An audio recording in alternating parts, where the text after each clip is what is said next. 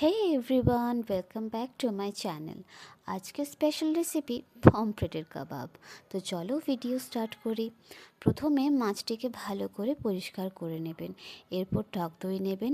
টক দইয়ের মধ্যে কাশ্মীরি লঙ্কা গুঁড়ো, হলুদ গুঁড়ো, গরম মশলা গুঁড়ো, কাঁচা লঙ্কা কুচি, একটু কারি পাতা কুচি, লবণ স্বাদ অনুসার আর আদা রসুন বাটা লাগবে, আর একটু বেসন লাগবে। এই সবগুলোকে ভালো করে মাখিয়ে নেবেন।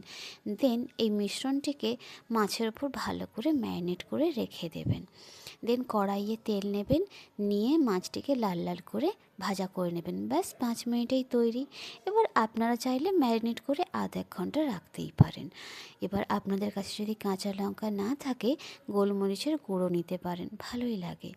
কারি পাতা না থাকলে তার বদলে ধনে পাতা বা কসুরি মেথি নিতেই পারেন। বর্ষাকাল ভাজাভুজি খেতে ভালোই লাগে।